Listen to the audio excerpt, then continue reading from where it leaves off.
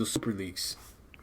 Look at that. So the European Super Leagues would win any court case brought to them by UEFA or FIFA, says expert lawyer. He insists the Premier League would also fail if they tried to kick out the top six.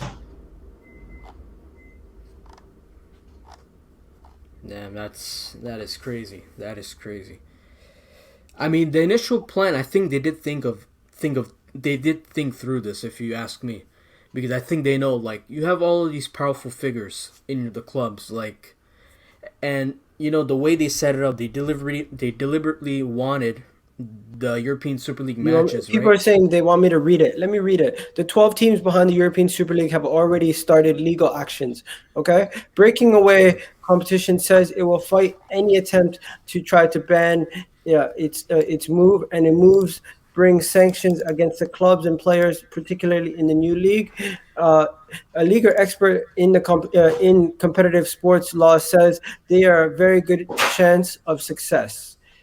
He also goes on to say the Premier League and UEFA are determined to rule against any squeezing out of the clubs and prepared to risk participation in new tournaments.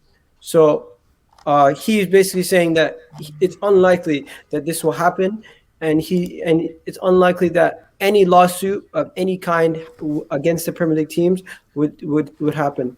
Now, if you guys want to read the full article, I can send the link to you guys in the chat, and you guys can check that full article out. But of course, I will not be sitting here reading the whole article because it's quite long. But yeah, he's saying there's one specific point that I will read though.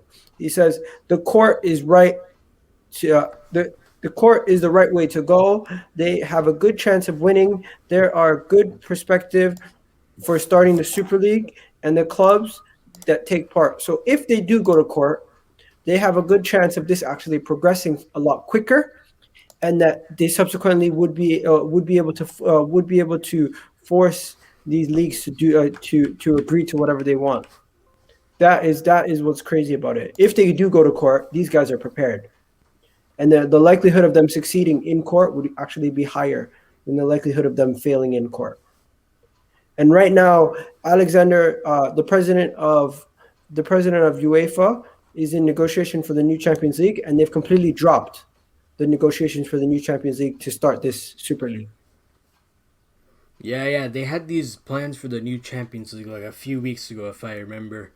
But now, like, the Real Madrid president, he just went in right there and said, okay, forget the Champions League. We've got our own league now.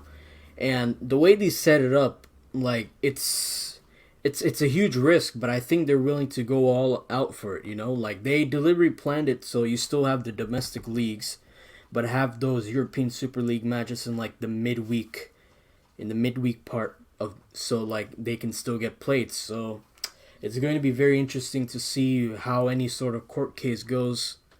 Like, you've got the court cases, but you've also got like people like Boris Johnson. He's trying to stop this as well. So let's just see what happens.